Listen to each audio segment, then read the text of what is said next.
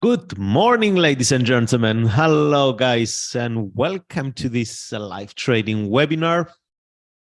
I already see some nice communication is happening here.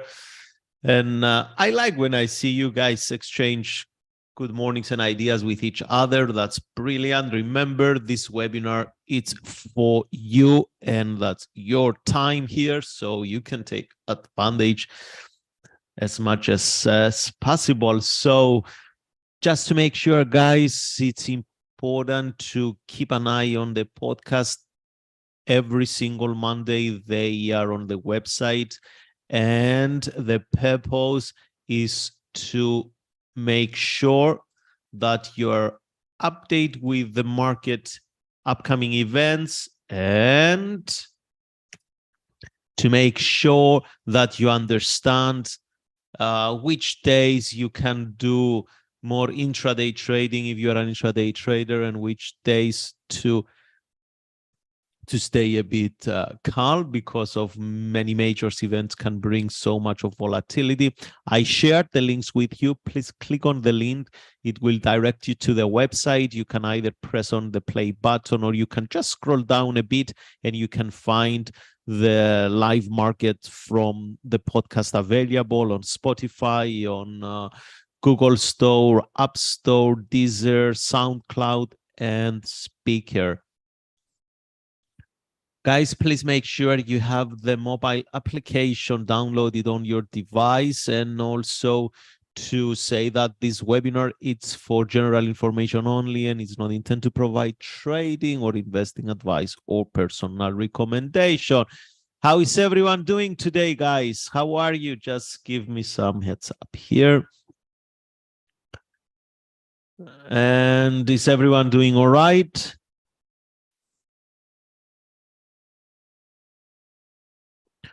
That's good to know that everyone is doing. Everyone is very silent. Come on, what's wrong today, guys? It's Tuesday. It's a sunny day here in this part of Europe. I'm afraid to ask for other parts of Europe, because maybe you're gonna start hating me, especially those who live in UK. Oh, it's raining in Estonia. Oh, okay. I have many colleagues in Estonia, and we speak a lot. And yeah, it's a bit rainy and rainy and windy. Raquel, I remember you are in UK. Oh, all right. So, guys, this is the website where you can find the weekly trading podcast, as I shared it with you. Quickly, what's on the focus today? By the way, if you had a chance to listen to the podcast, I'm sure you could anticipate this number here, and you could understand what it means for Australian economy. They just voted the interest rate decision. They came up as expected. They increases by 25 basis points only, but they're still hawkish. So in a while, we will have the consumer confidence in the Switzerland, and we'll see how the Swissy will react. It's been depreciated, underestimated a bit, I can say, the Swissy. So we see if this news can bring some push to the Swiss franc to give some strength. Later on, ISM Purchase Manufacturer Index. I talked in the podcast about that. The number remains above 50, so it's still bullish for the currency. And tomorrow we're going to have the ADP. On Friday, we're going to have the non-farm payrolls. We're going to have interest rates in. Let's have a look at the podcast. What do I have here? In the USA, in the UK, interest rates. So lots and lots of events waiting to bring some volatility in the market. Premium analytic portals, for those who are new here, guys, I always try to go through the premium analytic. Where you can find it, just analytics, premium analytics. You log in with your credentials, and here you are. Scroll down on the morning briefing. Today's top headline so far: China's private manufacturing improves, but still contracting. US Treasury issues new guidance on Russia oil price gap in bid to calm markets. Reserve Bank of Australia raises rates by a further 25 basis points, maintains hawkish guidance. So we expect to see some more bullishness in the Australian dollar. Gold demand rises on more central bank purchases and jewelry buying. Biden calls for penalties on oil and gas companies, windfall profits, and a few more from Mr. Musk's activity. Tesla talked to Glencore about buying stake in the miner. Elon Musk is forming circle of advisors as he reimagines Twitter. So as we know that he took over Twitter finally, and if you guys see the Dogecoin, the one he supports a lot, it's now trading on the 15 cents. It doubled the price since last week. I think I shared with you the up. So let me share with you the charts now, and we go through. Okay, here it is. Let me sort it out. Okay, so pound US dollar, but no, let's start from the dollar index. Guys, those who used to trade the end gas, are you still on the trade? Please give me a heads up. I would like to know what, how are you managing your positions with natural gas? Or if you took the profits and you are out, please just put some comments below. So here we are on the dollar index on the daily chart. The market made this higher high. Now it's just sideways around this area. So yesterday we saw some strength in the dollar. It looks like it can still push to the upside, in my opinion. However, if you are seeing this as a lower low, allow me to say from a technical trading perspective, this is not a confirmed swing. So this is the low, or better, this one here. So at this point, the market from a technical accurate trading, it's moving sideways. So it has a low probability of success at any trading direction.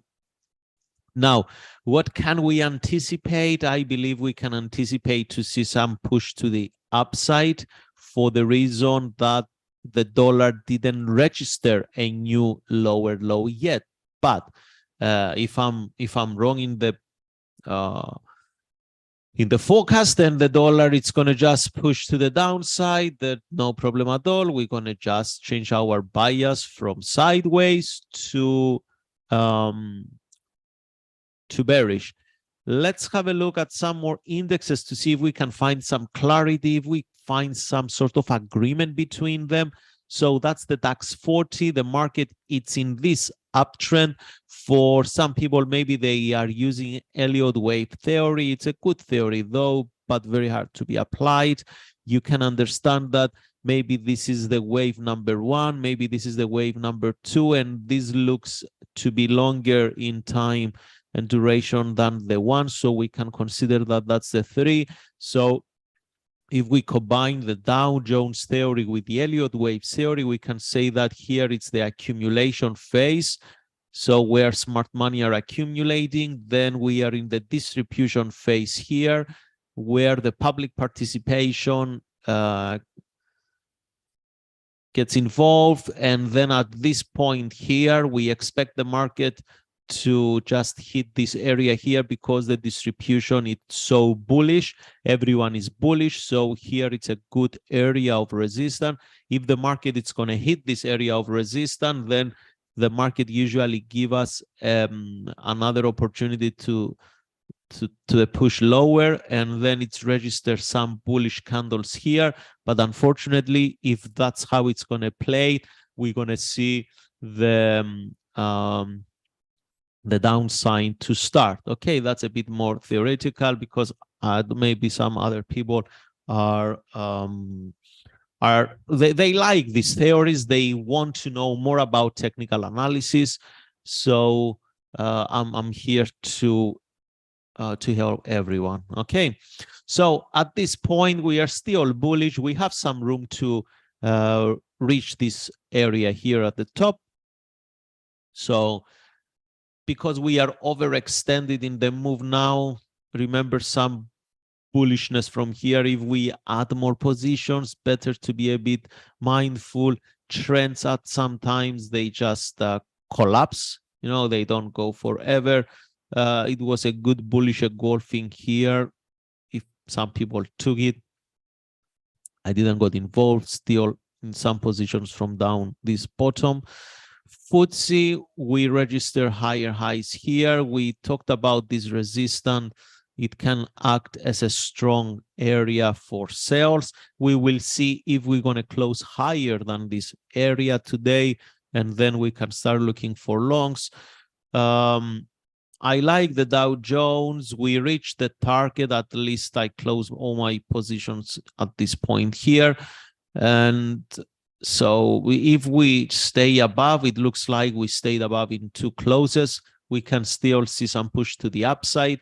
So these are good to keep an eye on. And if we find some opportunities, we definitely can trade them. Oh,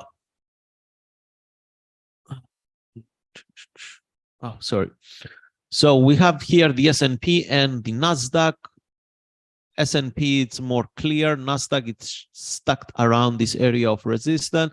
S&P, it's more clear with this bullish impulse candle to the upside. We can see some more bullishness. If we're going to stay like this, we can definitely see this retest to be happen.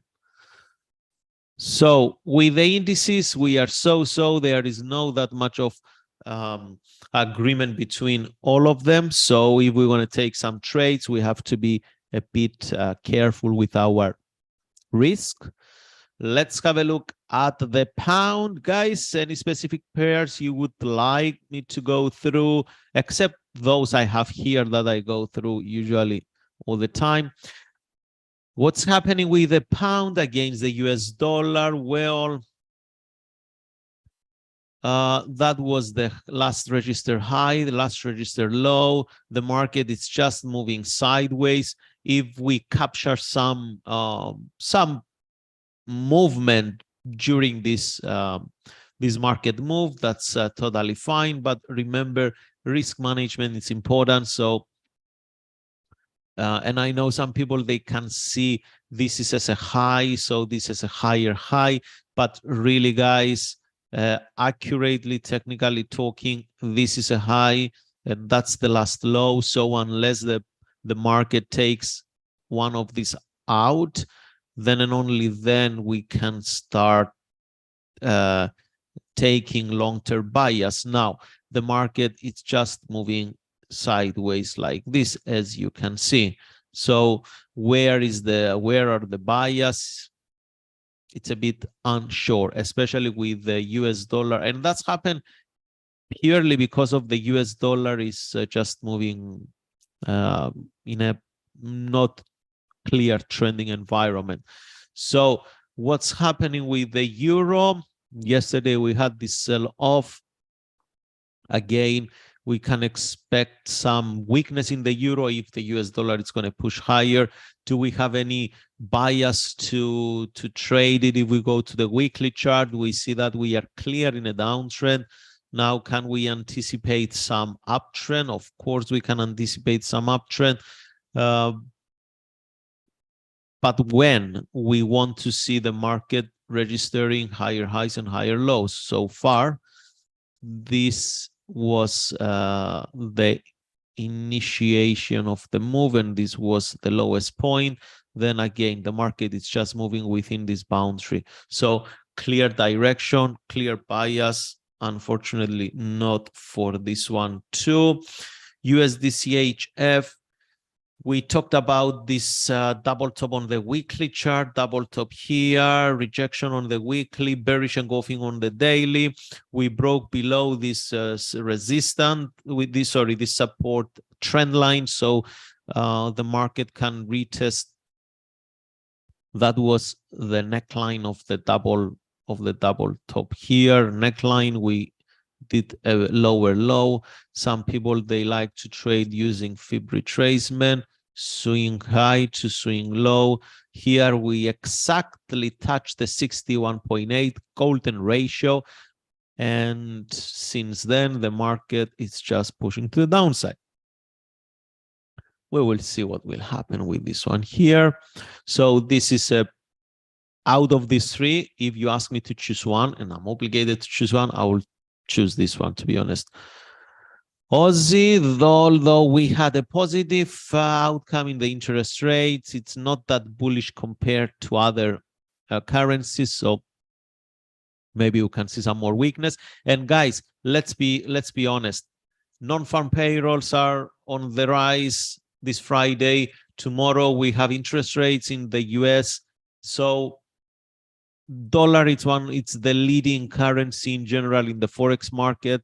So we're gonna see these sideways moves until a clear direction. And I would like to please everyone to be calm and be okay with that. If for a few days we don't find something to trade, we just don't find. So all the major currencies, the Kiwi, it's again doesn't show any sign here. The US dollar against the Canadian dollar, we maybe can see some push to the downside and maybe a retest of this area. Who knows? We will see. The yen starts to drifting sideways. So Aussie JPY, it's nothing. Euro, we said it's nothing. Euro Oz, again sideways here, nothing clear. A clear pair so far, and that's the weekly chart, is the Aussie against the Canadian dollar. We see lower highs and lower lows on the weekly chart. If we go down to the daily, we have this trend line been retested 3 times. So the market make this cycle here. If we draw our fib for another confirmation, we see that the market stopped at 61.8 and retrace. We said in our checklist that last swing broken in the market. Let me just draw it differently. Last swing broken in the market, along with the fib retracement area. So, and also a trend line here, of course, the trend line. So it makes it, we have 3 points of confirmation, 3 factors. So it's more than enough, really, guys, to just initiate some positions. For those who are constantly watching these webinars, it's been since the middle of September. I'm just execute sale positions here. I'm just so bearish on this one, purely because it's a textbook example. That's how I call it. And I'm still going short and short and short. I close some positions. I open some more here on the retracement. It's just it's just the way it is. Yeah, it's probabilities, and that's how we trade. When we win, we said about money management. When we win, we want to win more than 1-1, and when we lose, we want to be strict at 1. Euro pound, for me, it's still bearish here, really. We will see what it's going to happen when the Bank of England will announce the new interest rates. So far, when you listen to the podcast, I talked about that, so I'm not going to repeat it here. And we can see some more weakness coming into the euro, in my opinion. And if that's going to happen, then the next area I can see the market coming, it's somewhere here. So lot room to move. I'm holding some positions based on the partners. I explained it many times. Lower low, lower high. So that's a downtrend. We broke this market structure. That was the move to create a new high. That was the low, that was the high, because we broke this high swing here. Then since then we broke this low, so we are in a lower low, a pullback here, and a new low. So on the pullback I initiate some positions, okay, based on the checklist I shared with you and everything else. Pound Swissy, we are in this uptrend. We talked about that uptrend. We like it a lot. And at this point, I still expect to see the market push to the upside, at least to retest this obvious level of resistance. So this one again, if we go down to the 5-minute chart, now we are created lower. We have this high, and then boom, with the open, lower with the European Open, lower low. So for me to buy it, I should be around until the time it's going to happen. And if I see a higher high here, then definitely I will start looking to buy some positions for intraday trading. Yes, but if I don't see higher highs on the 5-minute chart, then of course I'm not going to do anything. Gold, we are approaching this support here. We will see what's going to happen. For me, there is still room to push to the downside, at least to retest here.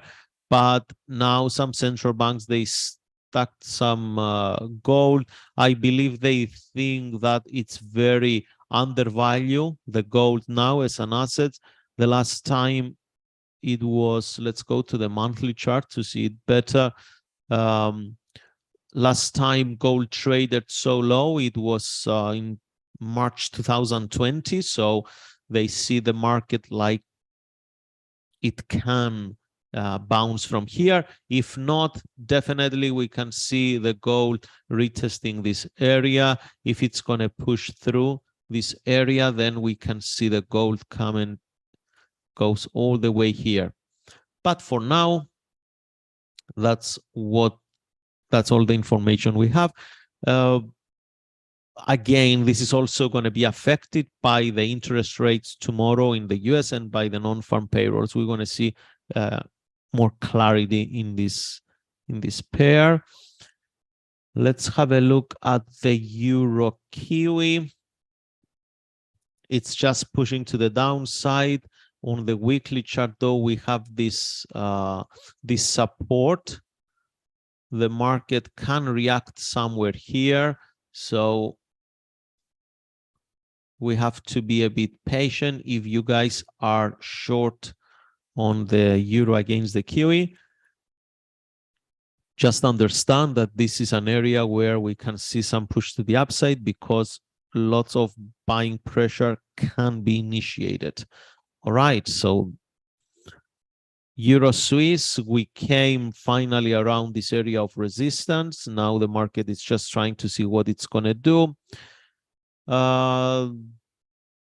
Kind of double top on the pound Oz. Doesn't mean we're going to initiate positions. And guys, again, when you're going to listen to the podcast, you will understand that pound interest rates coming very bullish. Last week, pound was very bullish. Australian dollar was very weak. Now interest rates came and the Australian dollar didn't took over. So maybe it is telling us from a logical perspective that there is some weakness in the Australian dollar. So maybe knowing this information, we can filter out this trade and we can say to ourselves, hey, this one maybe it's not in an offer now for sale. Okay, it doesn't because we see a technical. Guys, I want to turn you into a meaningful, to help you to do meaningful thought process before you enter any technical trade. Like here, for many traders, this is a double top, right? And we can see it. double top. But if we understand what the two currencies are doing, not in a deep fundamental way, in a very, very basic and logical way, and really you don't need to go and look to find out what's happening. I'm giving you with the podcast everything you need to know in order to trade. Okay, at least most of the things you need to know in order to filter some trading patterns, you have them on the podcast. So just make sure you just play it even once, twice, you download it, and just be constantly, keep up constantly with that. Euro Swissy, this is the daily chart. Oh, sorry, Aussie Swissy, we have this move to the downside. Now the market is, we see what is going to happen. It's very tricky here. So I don't have any bias, neither on the Swiss Japanese yen and gas. Yeah, we finally touched this area here. So let me check here. No gas at the moment. Cherry, you ran out of gas, mate. Okay, no gas at the moment. Waiting to go long on 4-hour gas. Morning, everybody. Morning, Ivan. Euro New Zealand. Okay, hello. Can you have a look at US oil and gas, please? Karim. Yep, here is the gas. So we are in this downtrend. Some of the traders here, they successfully spotted this head and shoulder pattern, and we traded accordingly. Here it's the head, left shoulder, right shoulder. Then here was the neckline, and some positions could be initiated here at this point to go short. Okay, this point here. So for short. Now we are in this pattern here, lower highs and lower lows. So at this point here, we can maybe see some weakness coming in, and again created a new impulse move to the downside. But that's what we expect to happen. So be mindful that now I turn on the weekly. Be mindful that we have a very strong support on the weekly, and we don't know if this time all these buyers that they push the price to the upside, they're gonna act similarly, and they're gonna push the prices to the upside. So just be mindful of that. But in general, yes, we see a downtrend, and that's all. We just bounce from this support. So maybe if you're going to initiate some positions, guys, please make sure you manage your risk accordingly and don't be greedy. Don't expect just from one trade to get all the 10 years results. Okay. All right, guys. You see, sometimes we finish on time as well. So exactly at 10 o'clock local time. Guys, any questions so far, please let me know. Or if you are okay, we're going to wrap up for today. It seems that the sun will come out in Estonia soon. That will be great. That's fantastic. Thank you. Thank you, guys. Thank you so much. It's been an honor and also a privilege and a pleasure to host these live trading sessions with you. I'm looking forward to see you tomorrow at the same time. And in the meantime, I wish you a happy day and happy trading. Really, thank you so much. And we're going to see each other tomorrow again.